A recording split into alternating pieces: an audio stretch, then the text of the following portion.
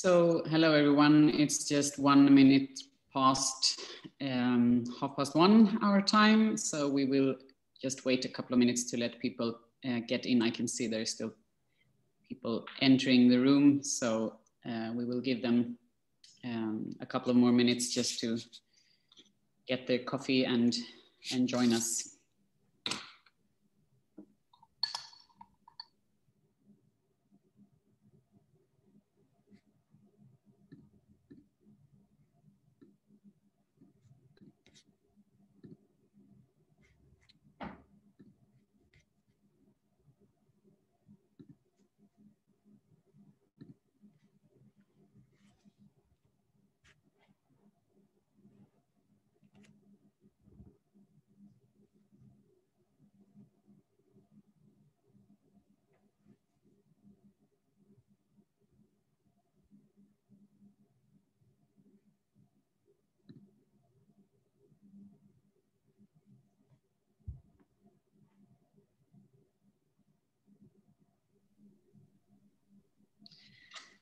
Okay, so let's start this webinar. Welcome everyone.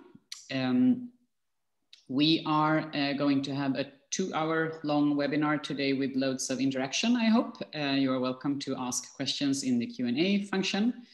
We do have sign language interpretation and also live captions today. So if you use the CC functionality in Zoom, you will have the live caption provided to you in English. And we also have translation, automatic translation of the live captioning in German, French, Spanish, and Swedish. And my colleague Eva will post the links to these translations in the chat for you. And I believe we also have a specific link for the English translation if you prefer to have that separately, if you don't like the CC. So, you're welcome to interrupt us whenever you like, of course, with questions, but we do have presentations and then Q&A and then presentations Q&A. So hopefully there will be plenty of room also to have discussions, because this is what we would like this to be, an open discussion with all of you. And thank you for joining us today. And I'm really glad to see that you have left this nice sunshine outdoors to be able to be as maybe you're sitting in the beach and listening to this, what do I know? So my name is Susanna Loring. I'm the Chief Research and Innovation Officer at Funka, and I will just start with describing you the agenda. I have also my colleague Eva Björk with me today, and 3 external speakers that I will present in a short while. So the agenda today is first a little welcome and introduction to explain to you what this is all about. What is an accessibility update and why do we do that? Where did that come from? And then we have an exciting demonstration or presentation of 3 out of our many ongoing projects that we are doing, more than 20 in parallel. But we have selected 3 of them and wanted to present them for you. And also you have the possibility again to ask questions, of course. Then we have a short coffee break so that we don't faint.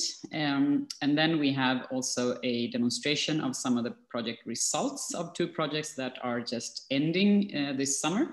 So we want to show you what the actual tangible results of those projects have been. And then we have the really interesting topic of regulations and standards. And do not fall asleep, do not leave us. This is interesting and it is extremely relevant and highly, it's really happening here and now, a lot of interesting things around regulations and standards. And I will interview Alejandro Moledo from the European Disability Forum on one of the projects that they are participating in, connected to one of the regulations, and also what is happening in the near future, because there is a lot happening in this topic. And then we will have an open discussion and Q&A again for anyone who wants to ask us anything or have an example of something we should maybe do together. Because one of the ideas of these meetings are also that we want to share ideas, not only that we present what we are doing, but we are also really happy to hear from you. So the first external speaker that I would like to call to the stage, whatever you do in webinars, is Alejandro from the European Disability Forum. If you could put on your video, Alejandro, if you haven't already. Yes, there you are. Good. We call this the Accessibility Update, and we're really happy that we can do this in cooperation with the European Disability Forum today. I will just give a short background. We are, as from Funka's perspective, we have been doing these accessibility updates in the Nordic countries for more years than I can remember, but every by the end of the semester, so to speak, we always make an accessibility update. And this is our way to give something back to the community. So as we were started by the disability organizations, we also want to make sure that the organizations understand what we are doing and that they are kept up to date with the newest, most interesting things happening in the research on and innovation on accessibility, and also projects and studies and anything else we have to present. And doing that for many years physically on site in our office.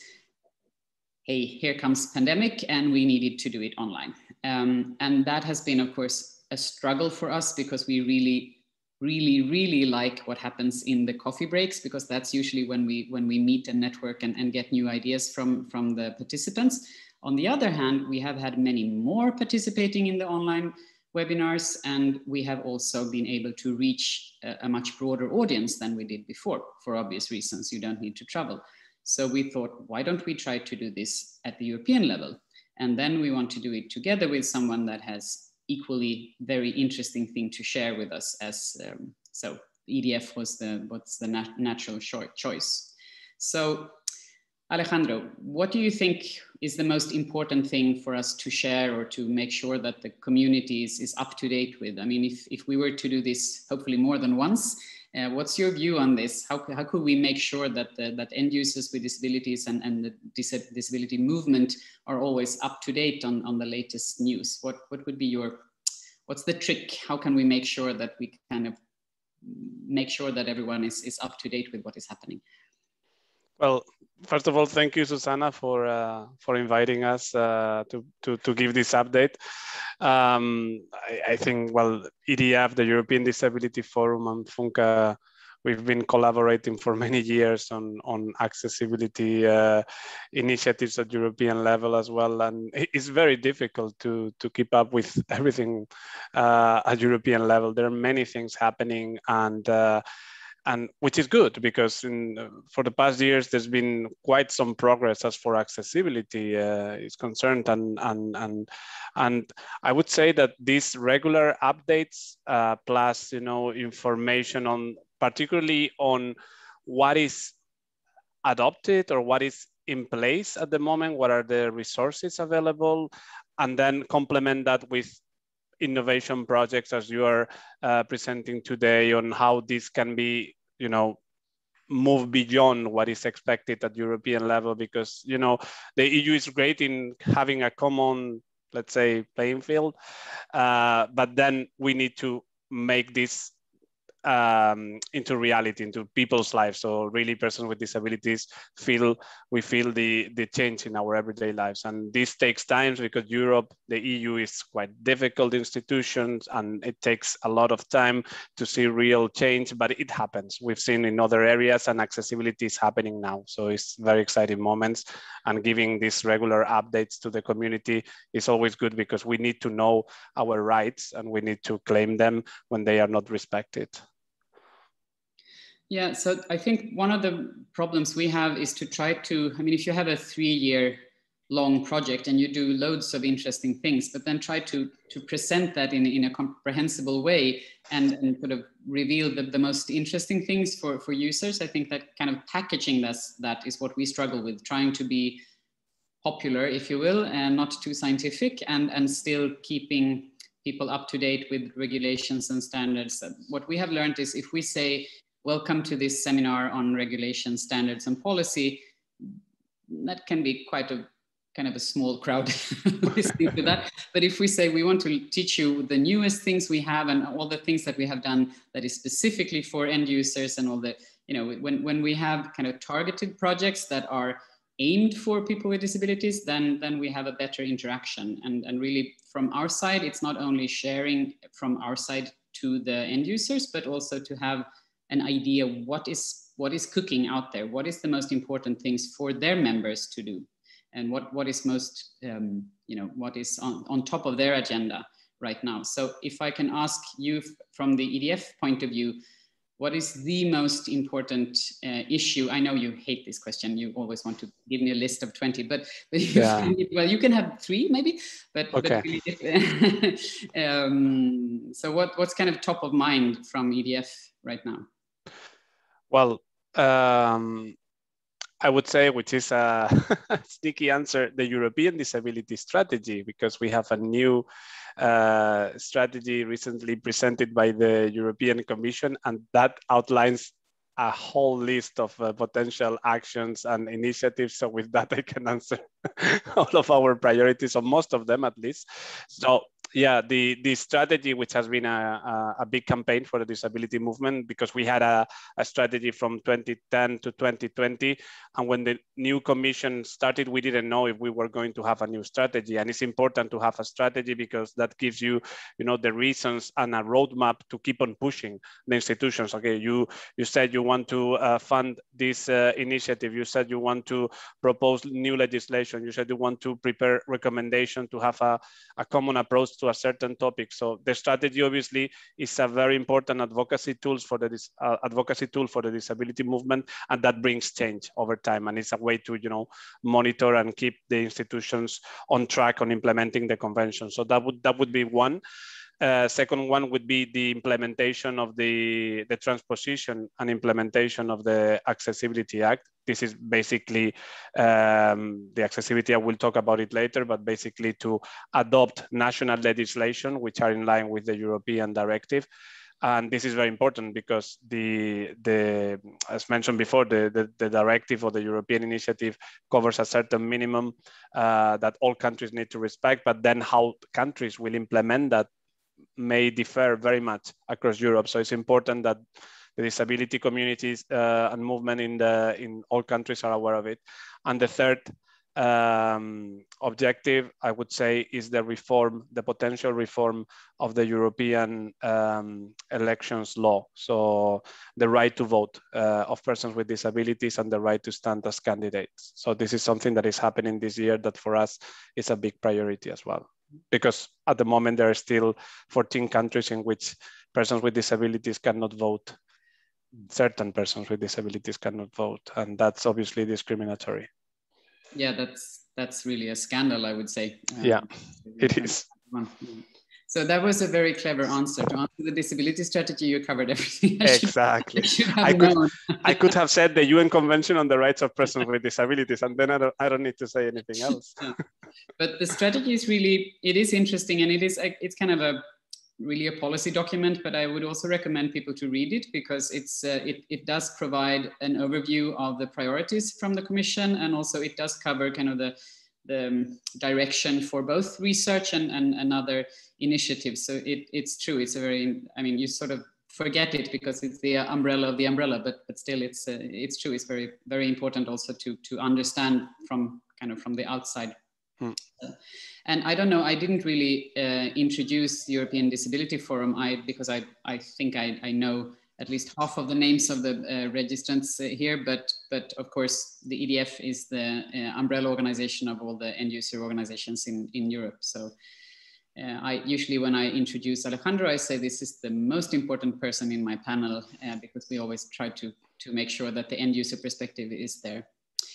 So thank you, Alejandro. I will come back to you later, okay. But now I will move on to just present us a little bit to all of you who maybe haven't been on our webinars before. So just shortly, Funka, we are a small consultancy in accessibility, but we were founded by the disability movement. All the user organizations in Sweden got together and got funding for a project in the mid-90s. And a project, you know, has a beginning and an end, and sometimes that is the end and nothing more happens. But we were lucky enough to be able to go on with this with this work even after the project ends. So since the year of 2000, the technology developed in the project and also the staff that were involved, mainly people with disabilities, were converted into a private company. And since then, we have been working as consultants in accessibility and also kind of usability and things that are close to accessibility. But accessibility is always the core in everything we do.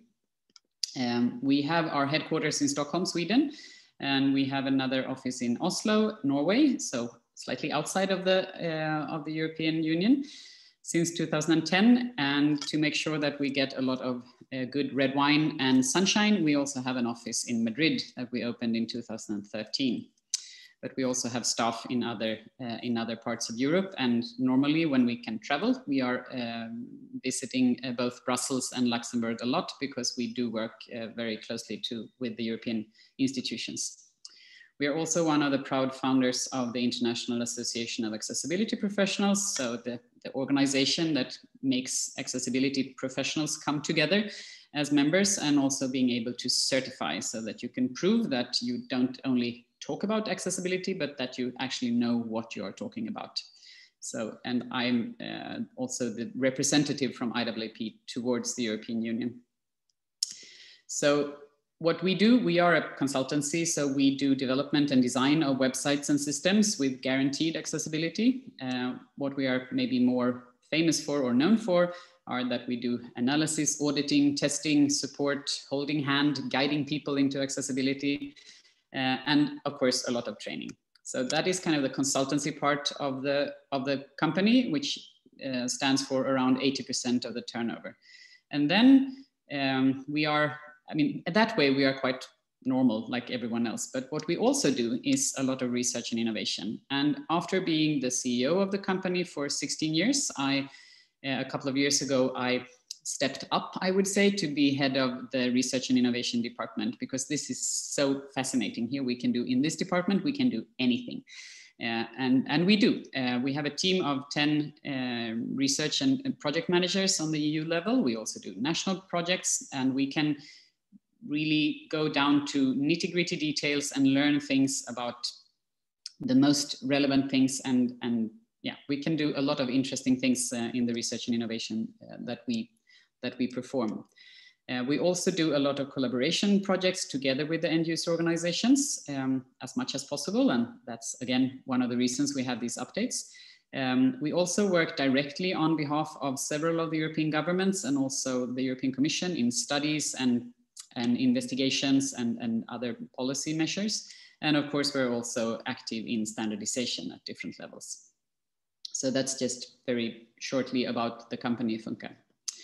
So why are we doing research? It's quite unusual that such a small company has resources to do scientific research, because that's not anything you earn money on. It's something you usually pay for or exactly make ends meet. We usually say that we perform research because it's needed. There are still so many things around accessibility and disability questions, issues that the society is not really finished with. We don't really know. And with the fast technical development, new things happen all the time, and somebody needs to stay ahead of that and make sure that we know what is happening. It's very interesting. People can call us the day after a new gadget is released and say, can you recommend us to use this? And we said, well, we haven't got a clue. It was released yesterday. We need to do thorough user testing with real users. We do not guess. Everything we recommend is tested in real life with real human beings. So we are not super fast sometimes, but we do we are very sort of certain that we are right when we say that, yes, this does work or this doesn't work. So, and the research projects we perform, they can be born out of from different perspectives. Either we have an idea, we have stumbled over something that we see doesn't work the way it should, or it's a new thing that we need to look into, or something else. So internally, we say, hey, wouldn't this be interesting to look more into? We have a long list of these things. And then the other part is if someone else has an idea, for example, a user organization. This is quite common, that the user organizations or an individual user with a disability comes to us and say, hey, this is a real problem. This is something we can't do on our own, and this is something somebody needs to support us with, and we need to investigate this. We need to do testing. We need to spread knowledge about it. We need to have more statistics on this, or whatever. It could be many different things, but that is equally common as the fact that we can have an idea is that someone else has a good idea that we take on. And then there can, of course, be a specific call. One of the funding instruments say, we are now specifically interested in this topic or this part. We are now looking for somebody who is going to solve the issue of translation from human language to sign language or something like that. And then we, of course, apply for that or send a proposal, and hopefully sometimes we do get funding, and then we can make the project. So when we are approached by somebody who wants to make a project together with us, we have specific criteria. It's important to understand that we do not write proposals on behalf of others and get paid for it. There are people doing that.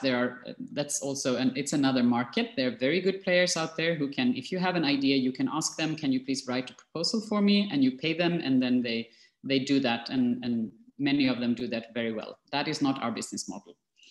So when we take on a project, or we get something presented to us, we ask ourselves, does this solve a real problem? Is there a real problem here? Or is it somebody who is just inventing things to get a project funding? We want it to be a real life problem for at least one user group. We also look, of course, after the partner needs to be serious. It needs to be somebody we want to work with the user organizations. That is rarely a problem, but we also do get a lot of proposals from the industry and public agencies and so on. So we look at the partner, and is this somebody we think we can have a good collaboration together with? And then we look at, what can Funka do? Can we be part of this solution? If there is something we can contribute with, then it's interesting for us to be there, of course. And then we look at, well, this idea, does it have a potential to get funding? Because if it doesn't, then, well, even if we don't need to earn money, we still need to have food on the table, and my staff need to get paid their salary. So we do need to know that, or have a guess at least, that this idea will have the potential to get funding. And if that is all true, then we can help with connecting the dots, writing the proposal, and finding the right financial instrument, and then also administratively support with the project if the organization has problems with that. Some of the very small user organizations, they usually don't have staff enough to write proposals and do all the reporting and things. And that's one of the things we can help with if we do things together. And of course, in the end, we want to know the result of the project. Is it likely that this will contribute to a better world? Because that's our goal, is to really make sure that the world becomes a better place after we all retire or leave this relay on to the next generation. That is extremely important for us. So yes, and now I want to leave the floor to my colleague Eva to talk about how we work with users, please. Yes, thank you, Susanna. Yes, exactly. As you mentioned, we do all of this wonderful things, and we have all these criteria for our projects. But I would add one more, that one of the main criteria for our project is as well that the users are centered, because everything we do in Funka is actually user-centered. We have user-centered approach. And as Susanna mentioned a little bit earlier, we test a lot at Funka. That's one of our biggest things. So whatever we develop or recommend, it's always tested. And in order to do that, we of course need help from our friends from different target groups, from different end user organizations. And because they are the real experts in this. Without their help, we cannot know if this thing that we're developing, if this platform that we're developing, for example, is actually accessible. So thanks to this unique friendship and the relationship that we have with end user organizations, it is quite easy for us to find people who are interested and willing to help us and contribute to our projects and assignments. So what we do is we do perform user tests. We can use as of focus groups. That's, for example, when we have to test things with people with intellectual impairments, for example, that might be a little bit more difficult to do specific individual user tests with one person. So then it's very good to do it in the group with help from the personnel, for example. We do interviews, in-depth interviews, when we, for example, wanna find out and get a little bit better understanding of some issue that may be, we got, for example, different results from user testing, that the results were 50-50 or more or less 50-50. So then we wanna get more clear picture why it was like that. So then we do interviews. We have as well test panel. That's a possibility for anyone who is interested in testing and contributing to accessibility solutions. That's the possibility to you can write and you can apply to be in the test panel. Don't worry, there's no interviews. We're not doing any interviews and deciding, oh, you can be part of the test panel and the other person cannot. Everyone is welcome. We're always looking for new people. Because depends on the assignments or the projects, there might be different criteria which people are actually needed for testing. So yeah, everyone is very welcome, and whenever we have an assignment or a project when the user testing is needed, we then contact the people from the test panel or different organizations that fit the criteria that's actually for this particular project or assignment. And then we ask, would you like to be willing to participate in this test? And it's okay if someone says no, because you might not have time at that moment, or yeah, there might be different reasons, and that's totally okay. Then we can contact you with at other project or assignment that we have. So yeah, I'm the one. I'm the one who is responsible for reaching out to organizations and for recruiting the people to our tests. So you are very welcome to contact me if you are interested or curious about how we proceed with tests and so on. And also, I'm the one who is responsible for our relationship with different stakeholders and partners and end user organizations. And as Susanna mentioned, many of our projects are born from the ideas from this kind of meetings that we have with end user organizations. And we hope that this meeting will result in something similar. So we wonder if you would like to do something with us. And it might be, for example, that you in your organization have discussions about some problem or issue that you think is very important to address. But for example, it doesn't fit, you have no time really to put it in your regular activities. Or maybe it is just too difficult to do it on your own. We are here. We are very happy to help you. So if you have any such idea or such problem that you would like to address and discuss with us, please, you can already now write it in Q&A so we can take it in a moment. Or you are, of course, very welcome always to reach to us via email. You can write to research@funka.com. And then we can take the discussion after the meeting. And I think now we can go on and present a few of our very interesting and exciting projects. We have, I think, above 20 ongoing projects right now. So of course we have no time to present you all of them, but we selected, I think, 5 that we think might be of big interest for you. And I would like us to start with one project that's called Entelis Plus. And I would like to invite Magdalena, who is the project leader, to present it. Hello, I have to turn on my video because I cannot do it myself. Yes, I think I can do it for you. So now it should work for you.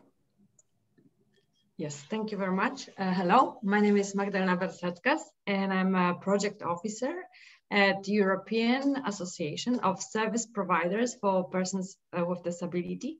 So our organization is supporting all the persons, all the service providers who are caring, helping, teaching persons with disabilities. And we're coordinating this very interesting project called Untitled Plus, which is about developing accessibility skills for technology learning in inclusive society. So generally speaking, the main goal of this project is to support service providers, educators, but also in the end, persons with disabilities in their digital skills, in their knowledge of technologies. And together with Funka, we are preparing very interesting training materials, which we are now piloting in different countries, adjusting in different situations. Can I have the next slide? Thank you. We created this project, maybe like how Funka said, that when they developed projects, they do it because there is a need. The same is how we came up with the idea of this Untitled Plus project. Since European Accessibility Act was published, we decided now we need to bring it to life. We need to do something so this accessibility starts existing, starts developing, that people learn about it, find out about it. And that's how we created this, this project. And in the project, what we do in general, and maybe next slide, thank you. We are raising awareness about accessibility, about digital skills. And I must admit that COVID-19 helped us a lot, because at the beginning we planned to create local awareness raising events in 4 pilot countries. However, we couldn't do it because of COVID. So we created a campaign, Right to Connect Now, which because of its nature, because it's an online campaign, is reaching much, much more people than we planned at the beginning with face-to-face events. And I'll paste in a moment in the chat link to a video which is presenting this campaign. And we are developing these training materials, which I just said, to increase digital skills of persons with disabilities and older people. And we are trying to support organizations which are delivering services. So the staff has digital skills so they can properly support their clients. And maybe in the end, like a few information about the project. It's funded by Erasmus Plus program of European Union. We have 2 great universities which are specialized in accessibility and in inclusive education. We have 4 service providers from different countries, from Austria, Ireland, Greece, and Italy. We have Funka, and we have European networks, AAAT, ESPD, and the European Borders Association. The project is finishing soon in the end of this year. So hopefully by the end of the year, we'll be able to share with you the final materials. We cannot do it yet because we are still polishing them and adjusting. And yes, so I don't have much time to talk because I could talk and talk and talk more about the project, but it's mainly it. You can see more information on our website, and I'll paste the link to the video in the chat. So if there are any questions, I will gladly answer them. So thank you, Magdalena. That was a very, very brief and good explanation about the project, I think. So thank you for sharing this with us. We have one question from the audience. If you are doing piloting in diverse countries, in what language is the training really held? So the basic materials are in English. So we created first materials in English, and then they were translated into Greek, Italian, and German. So the final versions will be in English, German, Greek, and Italian. Yes. Yeah, and thank you. And I think there is also interest from other countries. So maybe not included in the project, but I think the material will also be used in other countries as well, because of course it will be for free and available for everyone. Yes, for that, maybe I can just add one information that in 4 countries, Italy, Greece, and Austria, it's not only language adaptation, it's a bit also cultural adaptation. So it will fit the best, these 3 countries, but of course, if another country would like to adapt it, please contact us and no problem. Thank you. So could you also tell us a little bit about the target audiences? Because I think one of the interesting thing in this project, maybe one difficulty, but also one positive thing is that we have a very diverse target audience, so to speak. So can you just say? Yes, yes, and it's Susanna is right. It was we had many discussions from the beginning regarding who should be the target audience, what is the most important. And also this helped us to structure the training materials. So the training materials are built in a modular way. So persons, participants having different levels of knowledge or different interests can use different parts of the materials. So there's a lot of flexibility. So the biggest, the basic target group are service providers working with persons with disabilities, but I think that also other groups can use them. So persons with disabilities, people creating websites, policymakers, everybody who would like to learn more about accessibility, who would like to also develop their skills in this area, will be interested. Yeah, I agree. And I think when we have started working, we also have an advisory board. So we have collected input not only from the project partners, but also from other relevant representatives from different user organizations and so on in Europe. And I think we also learned that we needed to maybe take a step back or start earlier than we thought, because we wanted to put a lot of things into these trainings. Obviously, there are many things that different partner thinks are important or key that you need to learn. But also when we started doing the training in different piloting countries, we realized that there is a big need for really basic training, yes, basic information. So we have tried to that's kind of the modular thing, that we try to have both a very basic introduction and then leading into something that is more granular or a little bit more advanced in the end. So yeah. Yes, I would just add that in our training materials, we also give a lot of connection or links to other materials. So for example, if somebody needs a little bit of knowledge to add, because it's not enough for him or he doesn't have basis, we send to other resources or sources of information.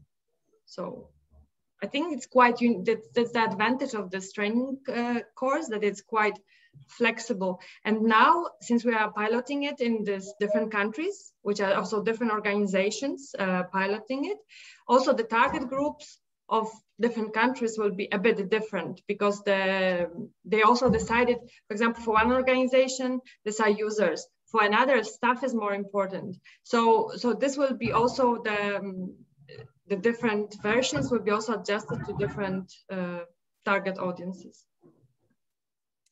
Okay, thank you, Magdalena. I don't see any more questions. I know you have to run. Thank you very much for squeezing into your tight schedule. I know you have many other things to do, but thank you very much. And well, we see each other again in next project meeting. But if there will be any questions to Magdalena, I can pick them up and make sure that you have them afterwards. So if you find anything that you would like to ask Magdalena even after this, then either I may answer it on behalf of the project, or I can make sure that Magdalena gets the question afterwards. So thanks a lot, and thank you very much. Take care.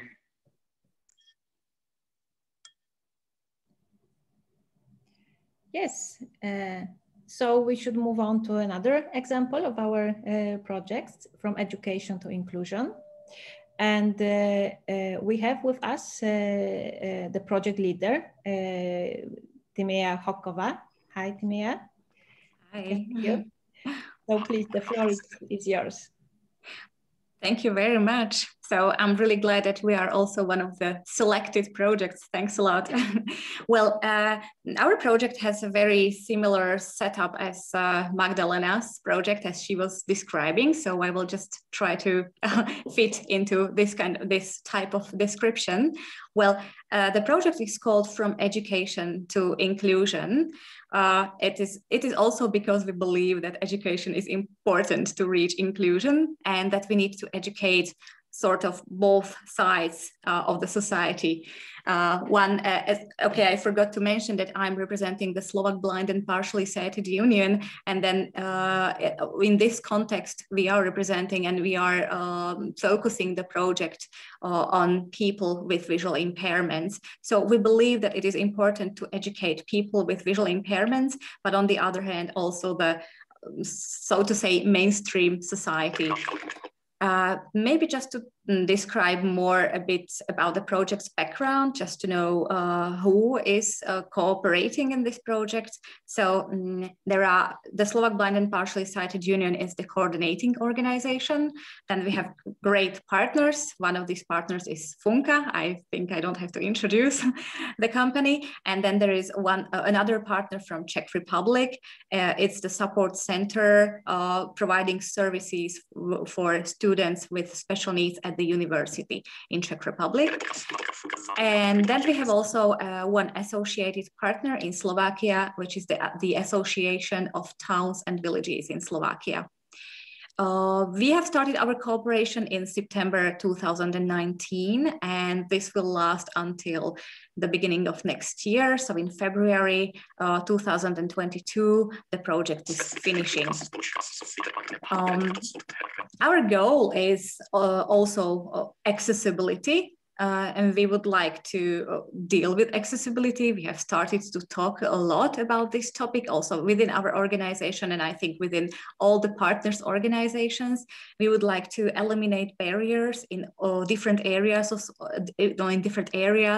that is in the area of accessible environment, physical environment, accessible information, and also interpersonal communication. We would like to, and we have created already training modules. These training modules are, as I have said at the beginning, we are focusing on education and both sides of both parts of the society. So we have developed training modules for representatives of towns and villages and local municipalities in Slovakia, and then also for people, so to say, leaders with visual impairment. And we are piloting, we want to pilot these training modules, and we want to organize or complete all this training information and gain good practice within tailor-made toolkits. These toolkits will be designed for trainers, also for representatives of local authorities, and then also for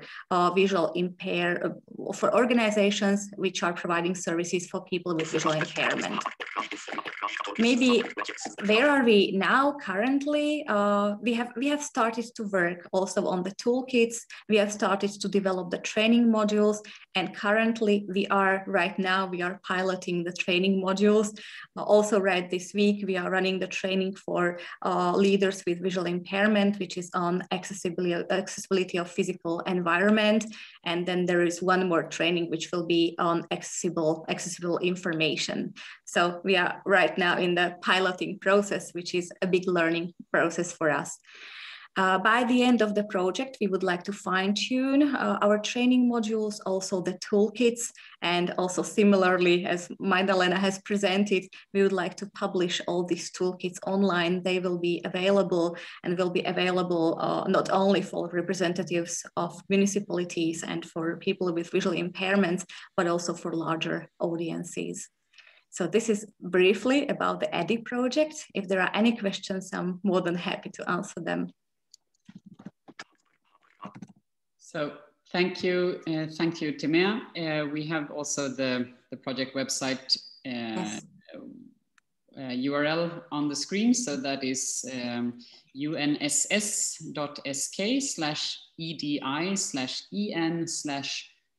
what hyphen is hyphen EDI. I think it's too long to remember, so we will send that out in the thank you email as well for everyone to be able to look into the project website, because yeah.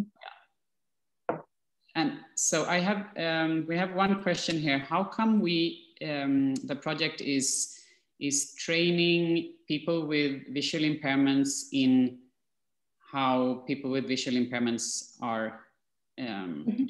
I mean, are we not kind of teaching the experts of their own topic? Oh, yeah. Well, the trainings which are designed for people with visual impairments are mainly on, we are teaching them how to use the accessibility terminology, and then also how to advocate for their own rights, because often it's happening in Slovakia. I guess it might be similar in other countries, that people are living their own life and story, but they cannot name the situations, cannot present it properly when it's needed, when they want to reach some change. So it's really about training the professionals in the municipalities about what visual impairments is about and the regulation, and kind of empowering the leaders in the disability organizations to make sure that they can have their say or make their voices heard. Exactly. Yeah. Okay, so Eva, you have been doing some of the trainings. Can I ask you how I know you did the first one or the last one, I think today you have been kind of so far away from everything else that we are doing, because you're always doing this Slovak thing. So very nice, but unfortunately not on site, but still. Yeah. Can you say something about your impression from the training sessions after now 6 days of training? Yes, it was a very interesting experience for me. 2 weeks ago, I was doing the training for the local authorities, architects and people who are responsible for designing and working with the physical environment in Slovakia. It was the feedback we received was very good. It seemed like people really enjoyed the information they got. There were as well very good discussions. Mostly focus on specific exact examples from their own life Slovakian situation. But we are very happy how the information was received. And today and yesterday we had I was doing the training for the leaders with visual impairments, and it was as we expected, actually very lively, and plenty of very good discussions and sharing experiences and ideas how to use the information, how to advocate for themselves, and yeah, so it was really pleasure and to feel that we're giving something to the community, and that actually hopefully makes really big impact. Yeah. And fantastic interpreters all the time, because our level of Slovak is improving after this. It is. But it is still very definitely. Definitely. Yep. So let's see if we have another question from the audience. So yes, is the training material available in English, or is it in Slovak only? Well, it's both actually, English and Slovak, but it will be fine-tuned in the toolkits. And these toolkits will be also available in English and Slovak.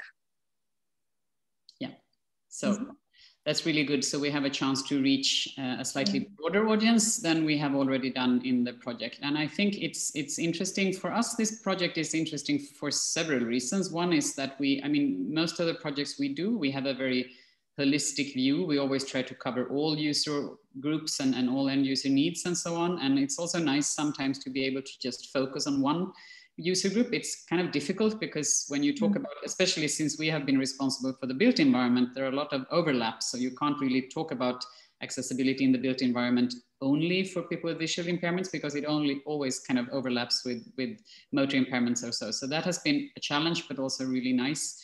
And also good, it's rare for us to be able to use kind of 5 or 6 days to talk about just one one user need in one part of accessibility. So we have done the built environment, then the university has done the information communication thing, and then the UNSS has done the, what you call it, intercommunication, but kind of the how to treat people with visual impairments and how to communicate. So 3 really big topics sliced in a very nice way. So that has been really interesting, I think, to be able to dig deep into the really nitty-gritty details of all of this. And it has also been very good for some of our visually impaired colleagues who have been supporting Eva with the Q&A and of course giving their real life examples from the Nordic countries. So we have been able to share between the communities. So that's really very exciting, and we're looking forward to the rest of the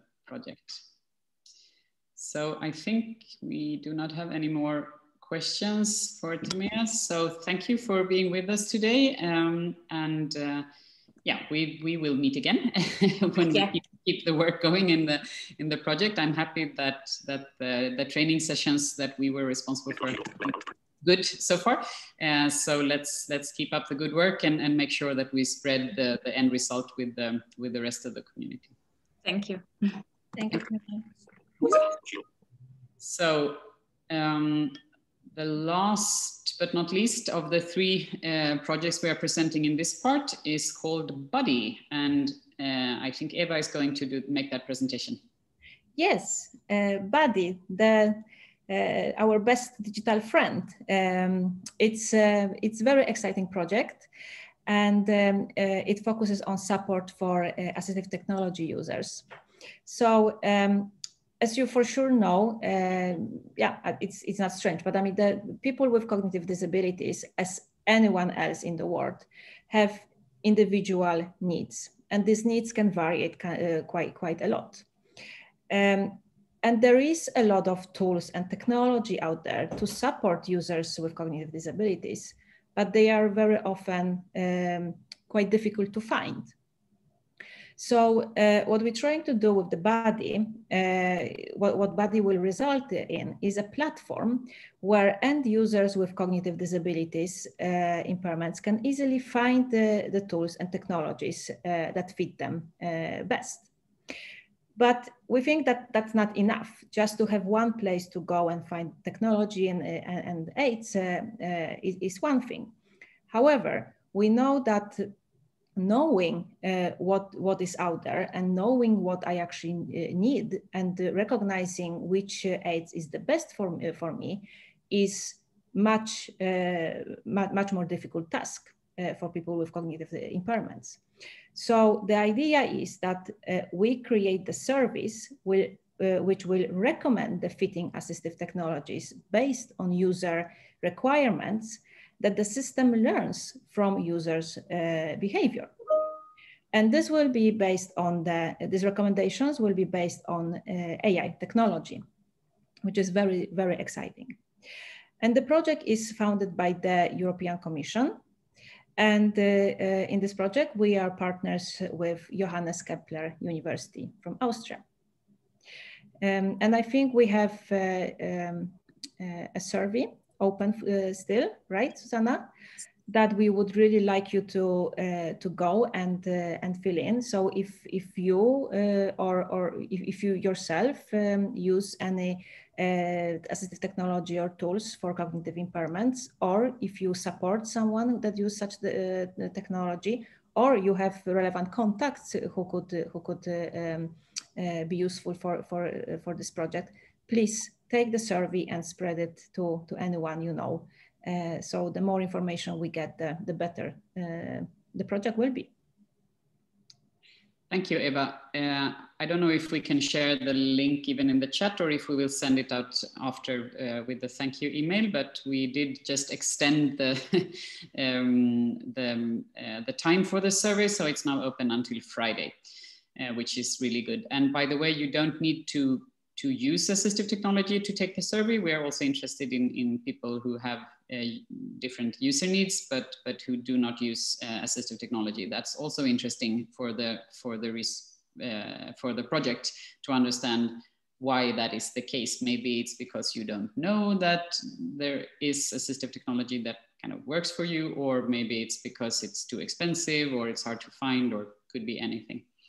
And I also thank you for the introduction, Eva. I just wanted to clarify that AI stands for artificial intelligence, which is kind of a fancy word, but that it means that the system, the technology, learns from what the user is doing. So based on the user needs that are put into the system, then the system can actually learn and then make decisions or recommendations itself. So it sounds like science fiction, but it's not really that. It's not more complicated than Google, but we just use the same technology for this new purpose. And I can of course say that it's not complicated because I'm not building it. Anyway, it's a fascinating project. It's only 12 months. So we are, and we started in February.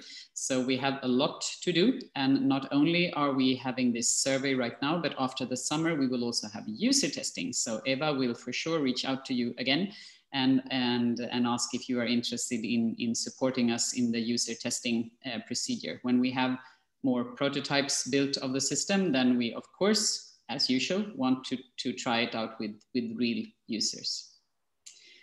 So do we have any questions about this from our audience? No, it was crystal clear. That's very good.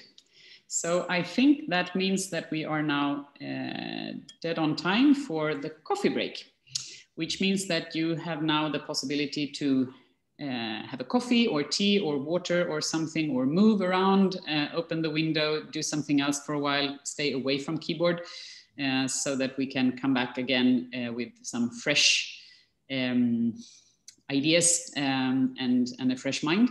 And I think we said we were going to have 10 minutes break, right? So we will meet again at 5 minutes past. Oh, that's a strange way to say that. 14:35 will be the time where we start again. Maybe you can write that in the chat, Eva, because I tried to translate it from Swedish, which was a very bad idea. Sorry for that. What did you say? It was 14:35, I think. 35, so yeah. 5 minutes past half. That's how we say it in Swedish. It doesn't make sense in English. That's how it came out of my brain. I'm sorry. So grab a cup of coffee, do something else, move around if you can, and we'll see you again in a couple of minutes. Bye-bye.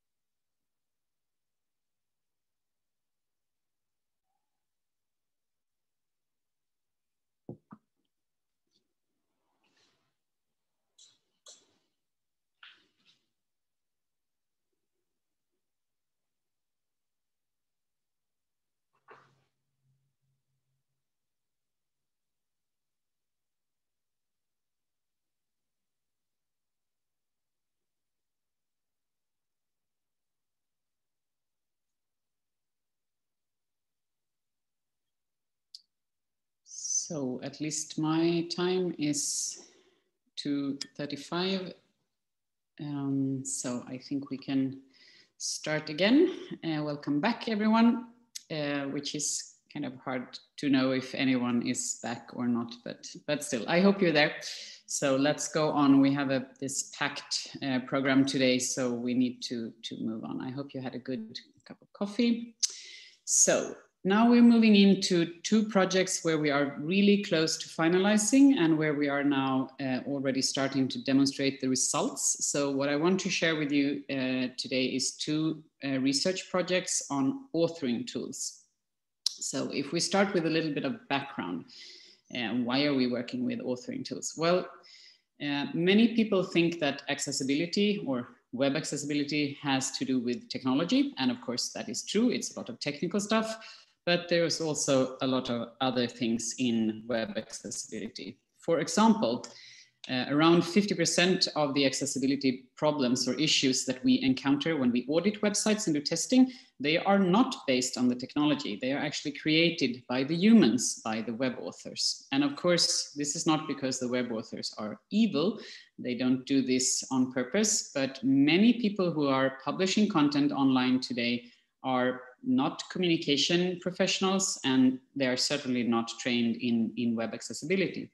So in an average municipality, at least in the Nordic countries, we can have 200 web authors or 500 web authors, and just a small proportion of them are kind of the professional, real core communication department, but everyone, or many at least of the staff, have publication rights. And this is, of course, very nice from a democratic perspective. And if we just look a little bit around us, and not only in public sector agencies, but in the world, we are more or less all authors today in social media, or we do forums, we do chats, whatever. We all provide content on the internet. We are not sort of passive receivers of information, but we also do create content. And this is why I think this number, kind of half of it is authors, maybe too low, really. But this is what we can measure in the audits we do in public sector websites. So what does this mean? Well, for example, it means that there is an absolutely huge need for training. And of course, for us in Funka, that's good news, because that's one of the things that we provide. But no matter how many good people we recruit and how many training sessions we provide, that just won't scale. We have now approximately 7 million interfaces in Europe, or in the EU, that is covered by the legislation. And it doesn't matter if you take that number times 15 web authors or 100 web authors or 200 web authors, it's still amazingly huge numbers of people.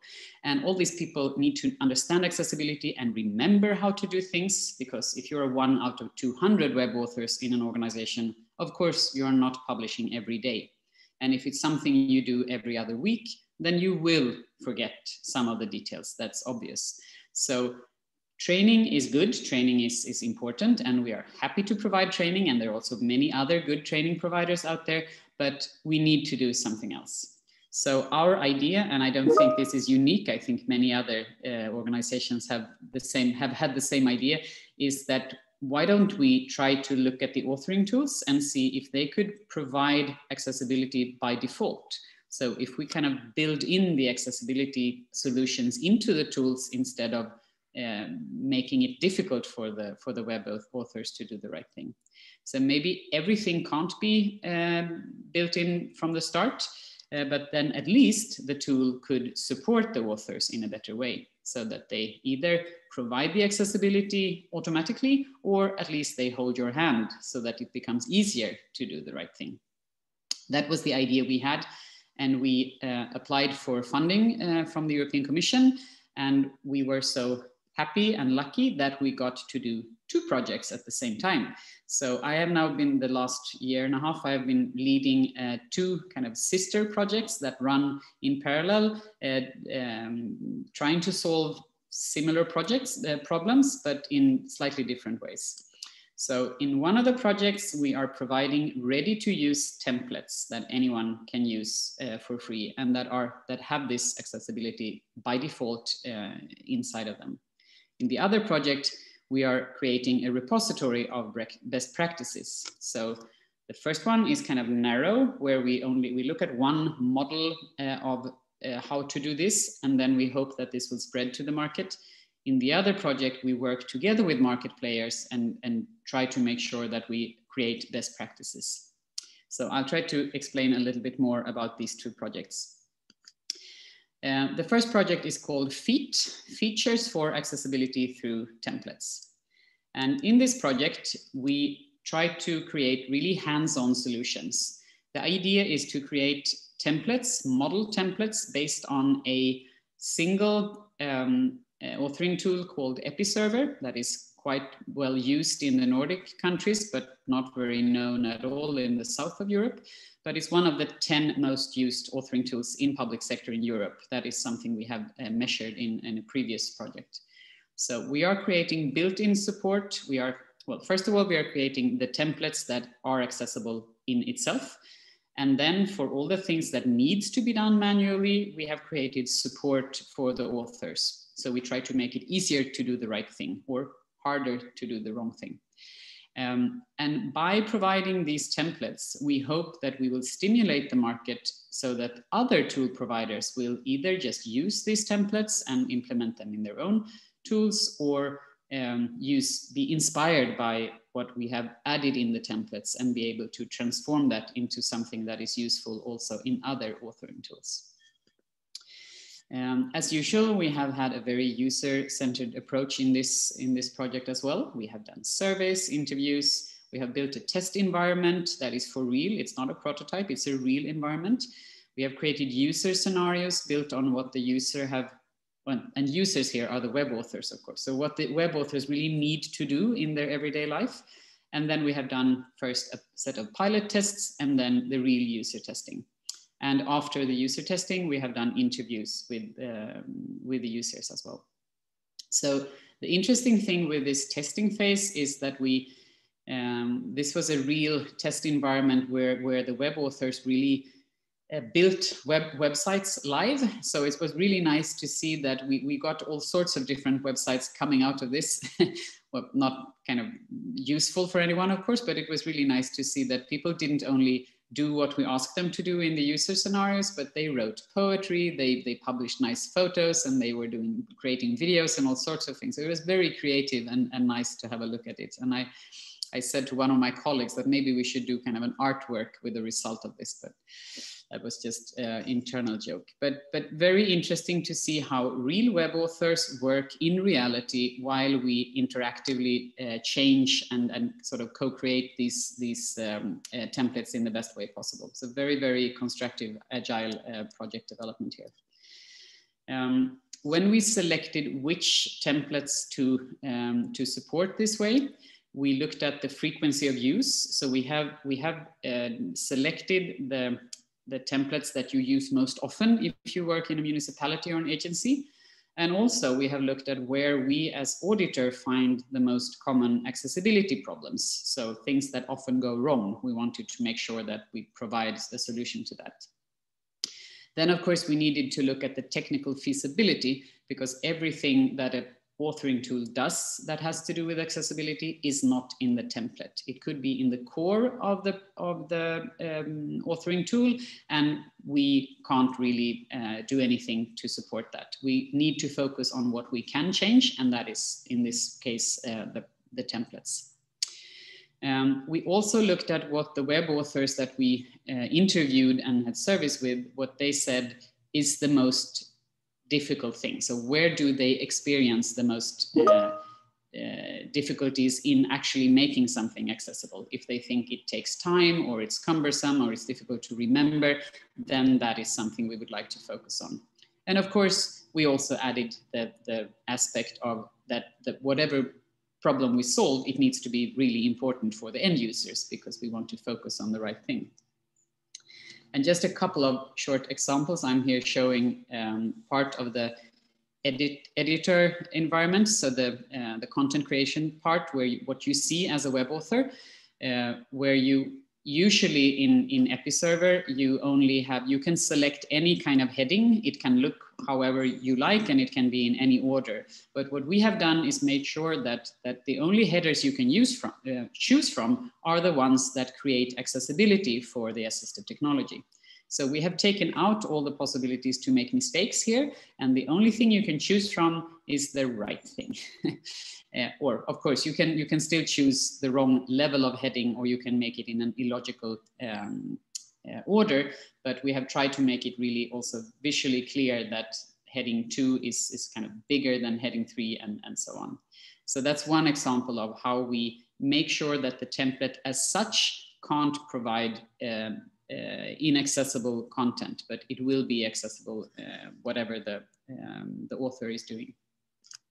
The other just small example is from when you try to, I think example is from, yes, when you try to add an image to something, then you need to provide an alternative text, obviously. Everyone knows that, I think, in this group. So if you try to publish an image without either writing an alternative text or checking the box saying that this is a decorative image, so it should not have an alternative text, then you can't publish.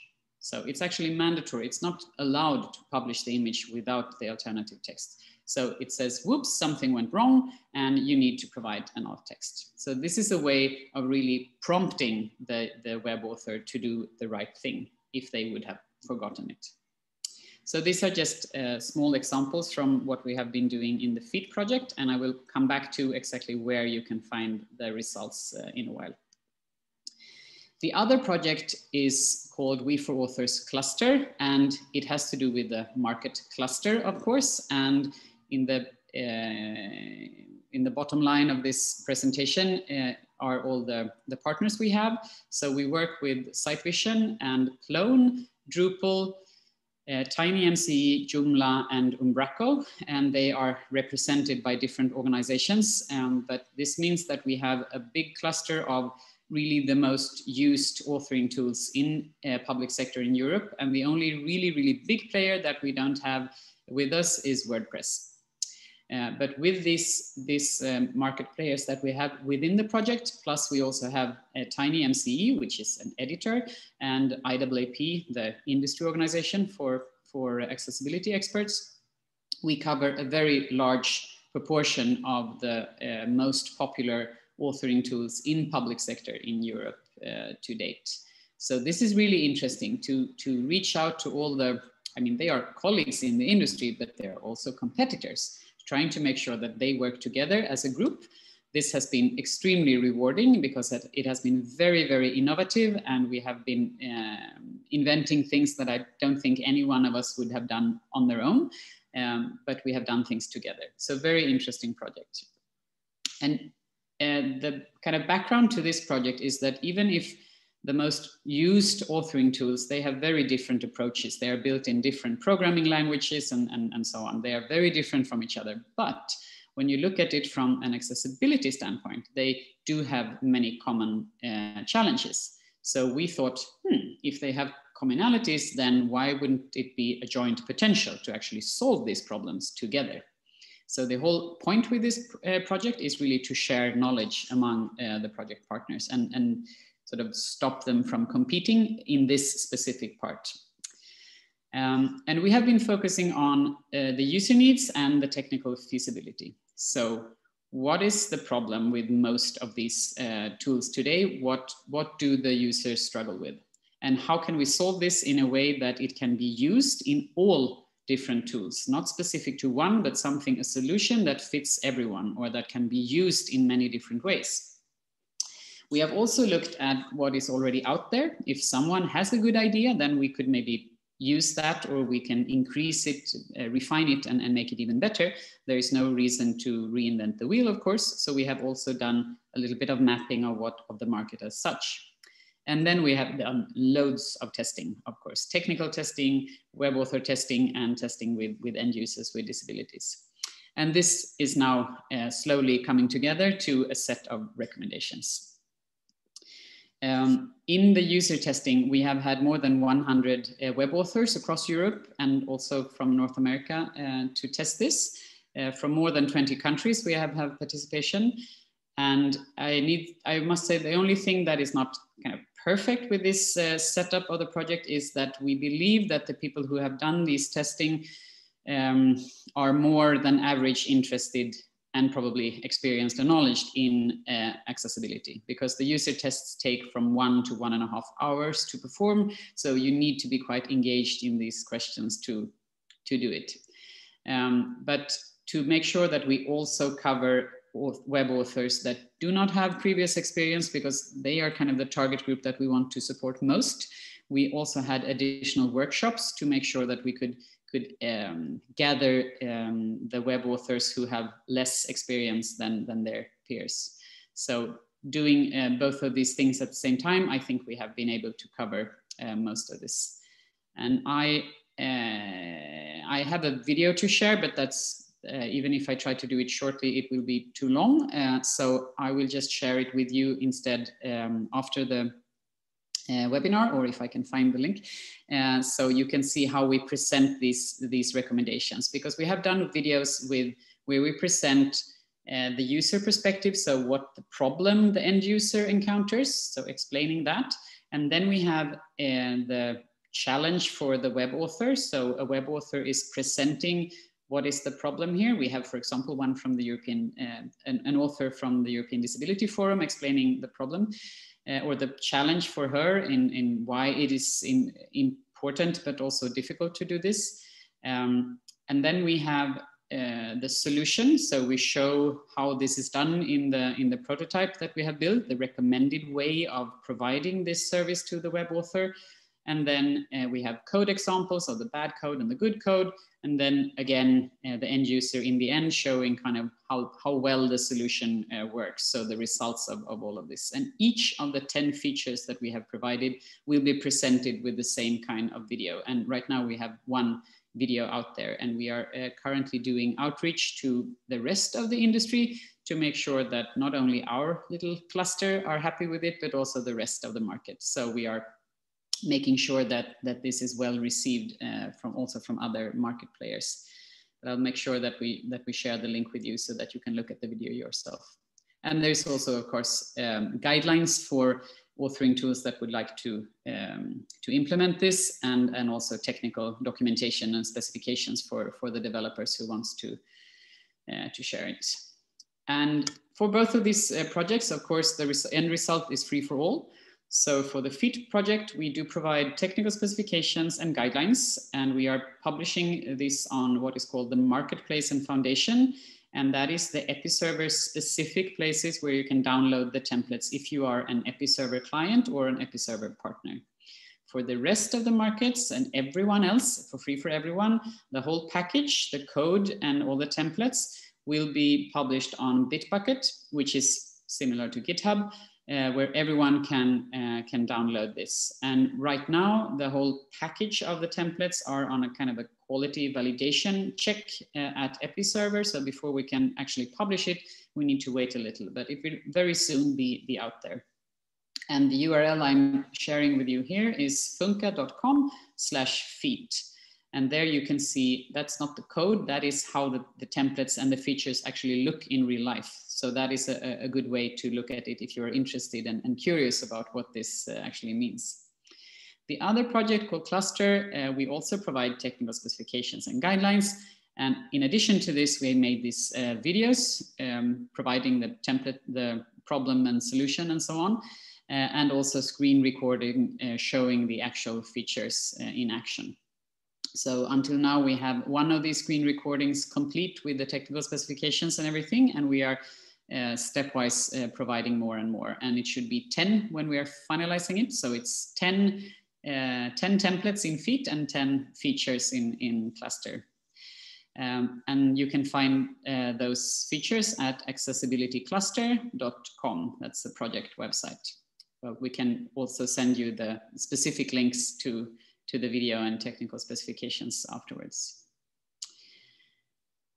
Okay, so that's it. And I propose that we save the questions on these projects. I can see some of the questions coming in from the audience, but I would like to to move on and give the floor again to Alejandro, because we have now entered the really fancy and sexy part of this webinar, which is regulations and standards. Woo! This is what everyone has been waiting for.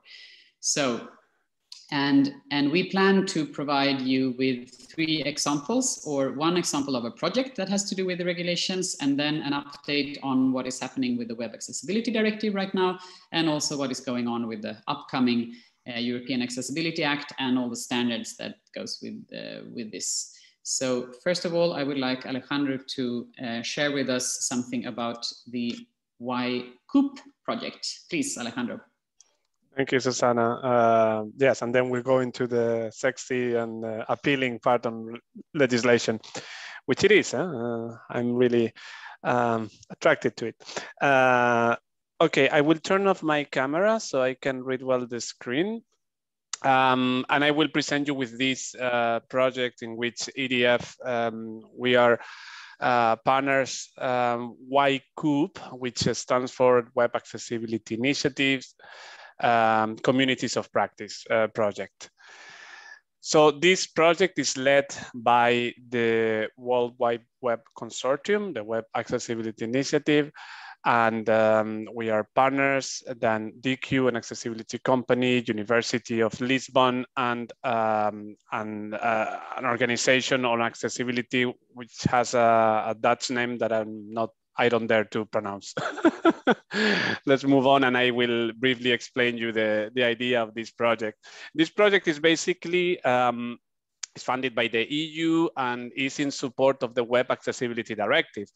And actually, the call for project was aiming to support the creation of a digital accessibility observatory, some sort of like observatory to gather all the resources and the materials to support member states and stakeholders to implement the Web Accessibility Directive. So basically, the objectives of the project are to gather all available training, tools, and resources concerning web accessibility, to analyze potential technological developments, like, for example, artificial intelligence, what we were explaining before in another project, in the body project, and also to provide opportunities for stakeholders and right holders. By right holders, I mean persons with disabilities and the representative organizations, but also web companies, public sector bodies, accessibility professionals, to gather and to exchange information about all these materials and how to best implement the legislation. Next slide, please. I will not go into too much detail about the project because it's just starting this month. So, but to give you a little bit of a sense of what we will be doing on the first objective, which was to gather the resources, we will look at the available training on accessibility, on digital accessibility, web accessibility, certification as well, to get information about how websites can be evaluated, what tools can we use to evaluate whether a website is accessible or not, the different accessibility laws and policies at national level, because, you know, we have the European directive, but then a country may decide, okay, we want to cover also public sector, or we want to cover this aspect which was not covered by the Web Accessibility Directive. So we will also gather these differences like these peculiarities of how the legislation is really rolled out at national level. And then authoring tools as well will be one topic in which we will be looking at, as Susanna explained, is fundamental that we tackle this aspect. And I think we'll talk about this when we discuss about the legislation. Next slide, please. As for the monitoring of the market, of the technology developments, we will be looking at the support for testing. So what tools, an harmonized way to test a website, for example, whether that exists and how it can be rolled out to support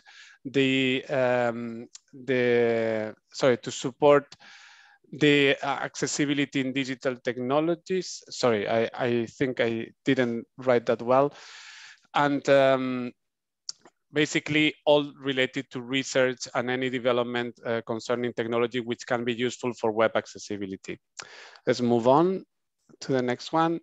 On objective 3, this is the objective in which EDF we will be leading, is basically to organize open meetings. When we planned the project, we were thinking of face-to-face meeting in different countries of the EU, but at the moment we will do it online, and it's open for all stakeholders and all countries, obviously.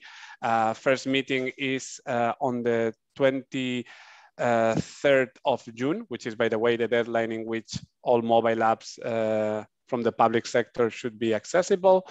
And we will exchange we will discuss about different topics. This first meeting will be about the project itself and its objective, but in future project, we will talk about monitoring, we will talk about evaluation, we will talk about AI for web accessibility, we will talk about the accessibility statement. So different aspects of the legislation that we will be discussing in detail in at least 2 open meetings per year.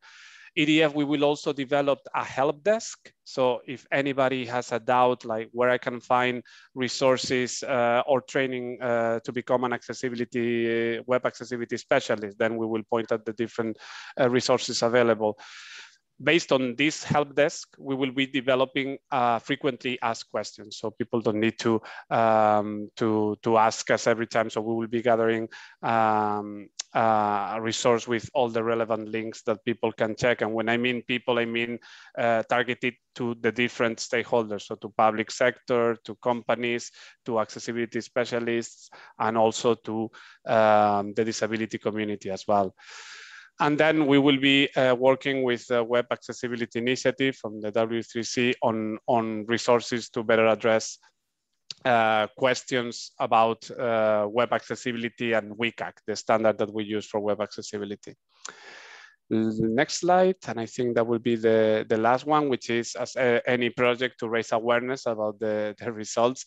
But there is something that I want to highlight, which is that we will work on translations of Web Accessibility Initiative resources, so the WCAG and all the different accessibility guidelines produced by W3C in different European languages. I think the language barrier has been frequent in discussions about web accessibility in non-English speaking or at least non-big languages countries, and we want to tackle this aspect as well. Next slide, please. And this is the link to find more information. We are developing a website, but it's not ready yet. But for the moment, you can find all this and more information in w3.org/WAI/COOP. I will also send the link in the chat, or Eva can send it to you. And that will be it for the WebCoop project. I feel this could be really beneficial for the implementation of the Web Accessibility Directive, our dear Web Directive. Yes, thank you, Alejandro. I think this is really needed. And I know that at least many of the member states really look forward to the results of this project, because there is an endless row of questions always coming from them. Less so maybe from the end users so far. So some of the focus we have these days are to really try to make sure that all the end users know of their rights. Because I think, to me personally, one of the most interesting things of the Web Accessibility Directive is the feedback mechanism. And as the EDF has shown in a survey report, not enough end users know about all these possibilities that users have to really have an impact. And it's very clearly written in the Web Accessibility Directive that all the national monitoring agencies should, or the member states should, work together with end users and include them in not only the transposition, but also in how to choose which websites to check and so on.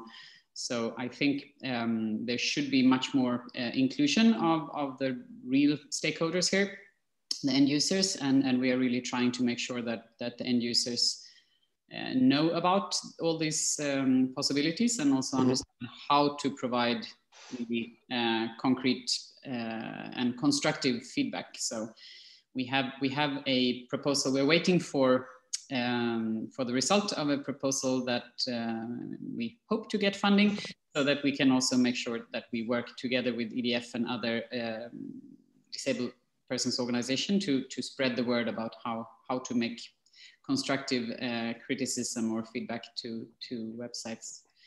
So the next part of this, we just wanted to talk a little bit about the Web Accessibility Directive. It has been with us for a while, but quite a short while. I mean, it was just recently it entered into force, and still we have one of the grace periods still running. So as Alejandro mentioned, on the 23rd of June, this is kind of the last bits and pieces getting together in the directive, when the apps need to be accessible as well. But already now, before the monitoring agencies have really, many of them haven't really started their work yet, and we are still kind of moving in the very early days of this legislation, or so would many people say. We are already starting the review of this directive. So that's a bit odd. I mean, a review is normal, but it's very early days. So together with PricewaterhouseCoopers and Open Evidence, Funka is now performing on behalf of the European Commission the review of the Web Accessibility Directive. So as you probably know, the Web Accessibility Directive covers public sector authorities and also governmentally owned bodies that are sort of bodies governed by public law is the formal name, but really it's organizations that work in what we call the gray zone, so very close to public sector, but they should be either more than to the majority funded by or led by the government or region or municipality, then they're also covered. So in many countries, that means that instead of just the small or big, but the proportion of the society that is public sector, there is also at least a couple of 100% more organizations that are now covered if you compare with what was in the scope of web accessibility before the legislation. So what are we doing now? We are looking at some research questions. For example, is the law effective? Is the directive doing what it should do? I mean, there were some objectives, of course, of the directive, and now we are going to measure, is this really happening? Is this making a difference, both for end users with disabilities, but also is it working well for the public sector bodies that are in scope of the directive? And is it also supporting the other objective of the directive, which is that it should also support the inner market? That was something that the European Commission really wanted from this. And we are doing this in, of course, desktop research and other ways, but we are also now doing surveys and interviews. We are targeting everyone interested, and please raise your hand or send us a message if you want to be helping us with this, because we really want to hear the voices from all of you interested in the directive. If you have something to say, we would be really happy to reach out to you. And this study is going on for almost 1.5 years, so we have time to talk to everyone that has something to say. And we not only are we going to ask stakeholders how this works, if they are happy or not, or what could be improved, but we're also going to compare the results across countries, because now in each member state, the monitoring body is doing, during this year, the first testing of how the legislation is enforced in that country. And then they are reporting back to the Commission. And one part of our assignment is to see how this reporting is well, the results of the reporting, if we can see any trends. For example, some countries are behaving better than others, some sectors are more relevant to put training into, or some parts of web accessibility seem to be harder to achieve, or something like that. I don't know what we can expect, but we will analyze the results of the reporting and come back with an analysis. And hopefully we can also push for or prompt for things that needs to be improved, because we can tell the Commission what is working well and what is not working well. Then it's not up to us to write kind of recommendations on what to do, But of course, this is the baseline for the Commission to then make decisions on if something needs to be changed or added into the legislation. For example, there are some parts of websites and sectors that are not included in the directive. Maybe that could be something to look into. Is it really still relevant to exclude live videos from captioning, for example? I mean, when this legislation was written, probably it was deemed very expensive and cumbersome to do captions, but now there are a lot of automatic captioning services out there that works quite well, also in languages not spoken by many people. So maybe that is something we could look into, or at least I would think so. But we are supposed to do this analysis and then support the Commission as they move forward, and hopefully want to improve the regulations even more. So yeah, it's commissioned by the Commission, this study, funded by the Commission and led by PricewaterhouseCoopers and Open Evidence, and Funka is also working on this. And we are of course taking care of the accessibility expert parts of this. So I would like to also remind you that we are currently working on the open public consultation. So in a couple of weeks, we will release a big survey, which is an open public consultation. We are just piloting it right now with selected partners, but it will be open during the whole summer. And this is really for end users with disabilities, it's for public sector authorities, it's for the research community, it's for ICT suppliers, anyone that in one way or another is affected by the directive. Please do have your say. It's really important that we understand how you perceive this regulation, so that we can make sure to make recommendations to make it better in the future. So I don't know if you want to comment on this, Alejandro. I would just echo what you said. It's really important that we all have our say in the public consultation, so encourage people to do so. Yeah. It takes time, it's long, there's a lot of questions. Some things may sound a little bit kind of complicated. We really try to make sure that it's easy to understand. We will provide an easy to read version as well. And the public consultation will also be translated into all official EU languages. But still, I know it can sometimes feel like, oh, what is this? Why are they writing this bureaucracy way? There are things that we can't change. There are some formal requirements that we need to kind of tick the box. So I'm sorry about that. We know it, but there's also another set of questions. So if you find this too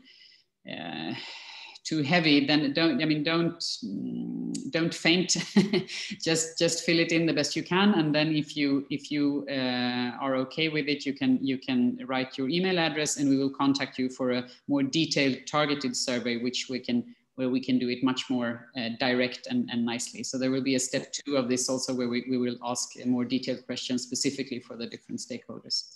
Good thing is that you can start the survey, and then you don't need to finish it in one go. So you can do in a couple of days, a little bit here and there.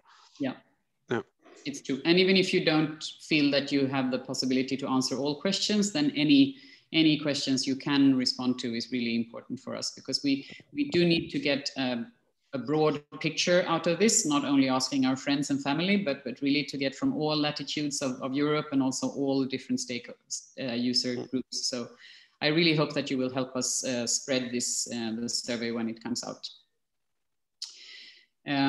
So that's what I wanted to cover about the Web Accessibility Directive. And then we have the second thing to talk about, which is the European Accessibility Act. And here, many really interesting things are happening. Alejandro, what do you think is the most important thing to really catch up with about the Act today? Well, at the moment, the Act is in the process of transposition. So now governments should be working on either introducing or adapting existing laws, introducing new laws or adapting existing laws to be in line with this directive. We call it Accessibility Act, but this is another directive. And obviously, as I briefly mentioned before, when doing so, when introducing new law or adapting existing law, governments have certain room for maneuver. So on how they interpret the obligations of the legislation. So it's very important that disability organizations, accessibility professionals, consumer organizations representing older people, we gather together and we reach out to our national government to explain what we expect from the Act and suggest improvements. To give you an example, the Accessibility Act, one of the great achievements of the Accessibility Act will be finally to make the European single emergency number, the 112, accessible for persons with disabilities. And till 2021, and we still don't have an accessible way to call for help. The Accessibility Act will finally solve this in a common way. So the same harmonized approach to calling 112. But it does not include national emergency numbers. So a recommendation to the government can be, okay, since we have this set of accessibility requirements that must be used for the European emergency number here in our country, why don't we use the same for our national emergency numbers? That could be one example. Another recommendation could be the built environment, for example, in the Accessibility Act is voluntary. So a recommendation can be, let's make it mandatory at national level. Countries can do so. And it's a complex legislation, but it's really exciting if you like accessibility.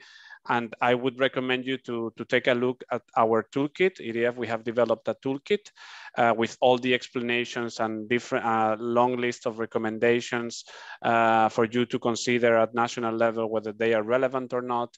And this toolkit is available in English and Spanish, and we hope, and I think German as well. And we hope other EDF members or other partners will translate it to their languages, because it's important that we gather a big support for this transposition. We kind of foresee that countries will be late because of all the COVID situation and so forth, but the deadline for this transposition is 2022. And then there will be 3 more years for the implementation, for the real implementation. But we've seen with other directives during last year and this year that countries were very late in informing the Commission, okay, this is our law transposing the European legislation. So we hope that the Act will not be too much delayed or too much postponed by countries. So it's important that we push our governments, national governments, to do a good job in transposing this European legislation.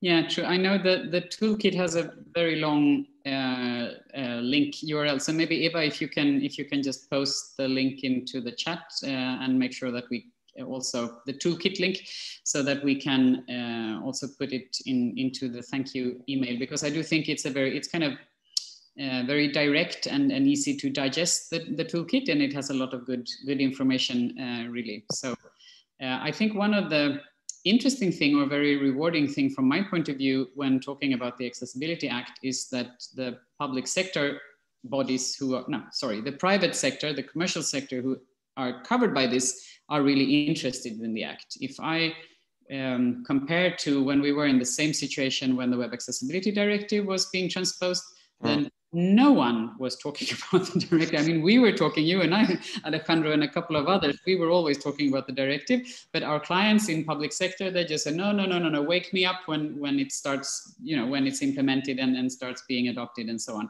So they didn't really prepare, which I thought was a little bit frustrating. But at least I don't have any scientific proof of this, but as far as I can see, the e-commerce sector and the banking sector and so on, they are really on their toes and wanting to make sure that they are kind of fit for this when it starts. They're very active and very engaged. So I have good hopes for this legislation. I think it could get it could kickstart if this engagement keeps on moving. I think it could be really exciting to see where all this is taking us. Indeed, I think one of the reasons is the enforcement mechanism of the Accessibility Act.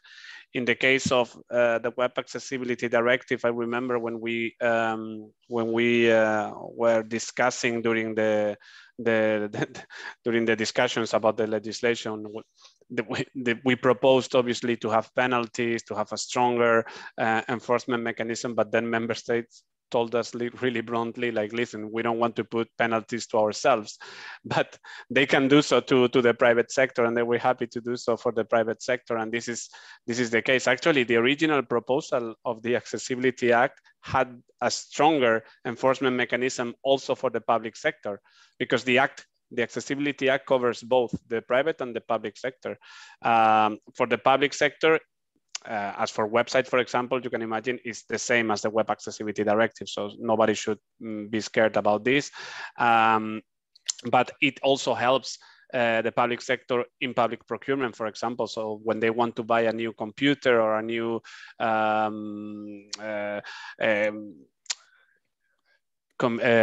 electronic communication system or any ticketing machine, they know what accessibility requirements they can require. So it's very interesting. And then during the negotiations, the member states said, no, the stronger enforcement mechanism is only for the private sector. So actually for the private sector, you have the possibility to include penalties. You have the possibility for the market surveillance authorities to tell the companies, okay, your TV is not accessible, so I can stop you from selling your product in the whole of the EU, and that's a big threat for the private sector. So that's why they are more interested, because they see also the stick, whereas the carrot is always there, and we've been advocating for it. So I think that's one of the reasons, Susanna. Yeah, you always take me down when I'm happy because people really want to do accessibility. You always tell me that no, it's just because of this. But I think you're right. It does help.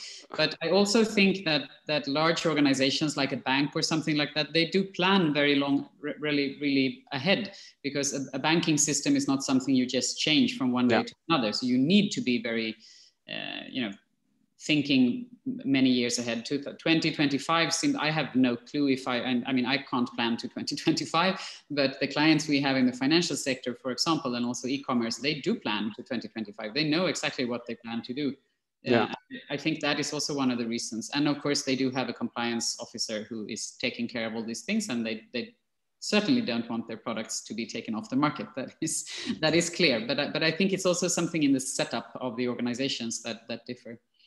So it seems like we have quite a silent audience today. I should have also said that you can, of course, also raise your hand, and we will, or Eva, my colleague, will open the microphone if you prefer to ask your question verbally than writing it. But we have a super expert on everything interesting in web accessibility in my little panel with only one person.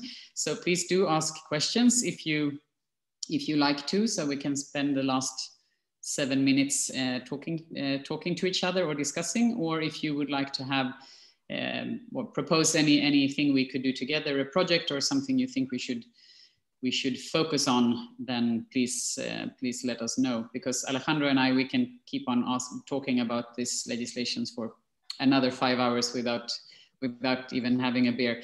So but waiting for more questions, I would like to also highlight what is happening on the 28th of June, Alejandro. What are we both waiting for? There's another kind of exciting thing that is happening. Is when the Commission will request the development of the technical standards. So to really make the long story short, the legislation is mandatory. So the legislation includes accessibility requirements, which are functional. So they tell you that information shall be provided in more than one sensory channel. Okay, that sounds good, that has accessibility embedded, but how does it roll out in practice? And this is where accessibility standards come into play.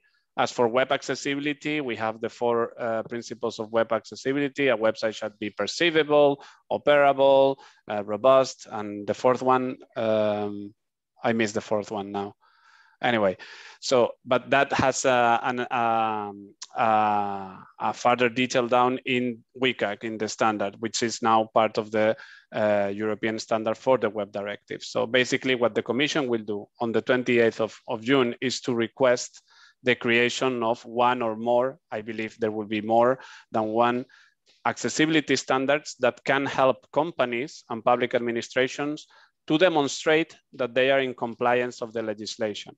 They can do they can decide to not to follow the standard and come up with a different way of making things, but the standards really bring assurance and certainty to the industry to say, okay, if I comply with this technical document, I will be safe. I will be complying with the legislation. That's why it's very important. And we will have most likely the revision of the standard that we use for the Web Accessibility Directive, which is the standard on ICT, on information and communications technology. I believe we will also have a standard for the built environment, even though the built environment part is voluntary. So I hope there will be a standard that can refer to the accessibility requirements of the Act, and others that may come up, like, for instance, non-digital information. The Act includes some requirements for information, which is not, doesn't mean that this information is on the website or on a mobile app or digital information. So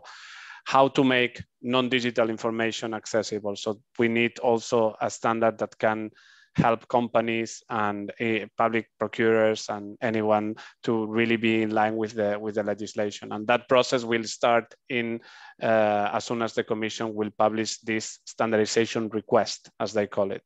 And we are very looking forward to seeing it. Yeah, thank you. So I think that is also one of the things that we are looking forward to, just to see how this moves forward. I mean, we have both been involved in the creation of the current standard, and we are kind of curious about what the request will look like, so we know what we have to do in the upcoming 4 years, because this will really be the path moving forward. So how can people be involved in all of this? I mean, if you are an end user and you want to make sure that the European Accessibility Act becomes something positive and good, or the technical specifications of the standards, I mean, where's the possibility to get involved? How would I do this if I am just an ordinary individual interested? So there are a couple of ways. Actually, we will have a webinar along with ANEC, which is the organization representing consumers in standardization, on the 29th of June, so a day after the Commission publication of the standardization request, explaining the standardization system and how to get involved, because it's a very technical world, but we believe that users should have a say in these technical discussions as well. Even though sometimes it's difficult, we are not on equal footing with other stakeholders, but you can relate, I mean, you can get involved in the discussions at national level. So all countries have a standardization body, which in the case of Sweden is SIS, in the case of Spain is UNE, UNE, in the case of France is AFNOR. So once the work at European level starts, there will be mirror committees at national level in which disability organizations, public sector, companies should gather around the table and discuss the technical accessibility requirements of the European standard. And the other possibility is to reach out to us, or to EDF, or to ANEC, or to Funka as well, and let us know your views and your inputs to the document. We hope the process will be as accessible, as inclusive as possible. We called the Commission, and we know the Commission will try its best to make sure of this. But the Commission just puts the funding and kind of the conditions to the standards organizations at European level, and they need to ensure that the process is inclusive towards persons with disabilities. And we are really pushing them to do so, to ensure that the process will be transparent and accessible. Yeah, and that is, thank you. And that is really, I think, an ongoing discussion and a problem or challenge since many years, because not only is it kind of technically difficult to access the documents and so on, but also I believe the fourth pillar of the WCAG that you forgot or omitted is understandable. Understandable, sorry. And that is really one of the big problems with standardization and standardization work, because that is very technical and seems very hard to, I mean, you and I have been doing standardization for a long time, but it's still, there's many difficult words and a lot of kind of rules and regulations around it, and it's quite cumbersome, and I think that could be a little bit appalling sometimes to people. There is a definition of standardization work that says that it's a sure way to lose friends and put family asleep, and I think that is sometimes true. It takes a long time, and it is, and it's cumbersome, but it's really rewarding. And as Alejandro says, it's really important that end users and end user organizations are involved, because otherwise there will always be experts talking about people with disabilities, and that's not how it should work. So I know at least in some member states there are also funding available for end users and end user organizations to be able to participate in standardization, and I think we need to all try to work for contribute to that being more spread, and also for more people to get on board. So let's also share the link to, I saw the invitation to the standardization webinar with Anek. So I promoted all my colleagues who are not working in standards to enter, to listen to it, because I think it will be a good starting point for those who don't know the wonderful world of standardization, but we'll surely share that as well. And now we have one question. The EU accessibility strategy plans to launch a resource center, Accessible EU. Will this resource center be similar to the YCOOP project? That's a very good idea. That's a very good idea, actually. Yeah, I like it, actually. In principle, this Accessible EU Research Center was a result of our advocacy towards the Commission to create a new European agency, you know, like the European Agency for Medicines, the one that we're hearing so much lately. So we wanted, like in the US, an agency that could deal on a professional way with accessibility, so to support the Commission, so well, the EU in general, and also member states to understand and to implement accessibility legislation, to develop the standard in an independent manner, so listening to users and industry, and to kind of help the policymakers to include accessibility in a more robust way. So, you know, okay, you want to include accessibility in this legislation, so these are the relevant standards that you need to bear in mind, or we can develop a set of guidelines and so forth. So a really strong body at European level that could help in practice to mainstream accessibility and to implement it, you know, in reality at national and local level.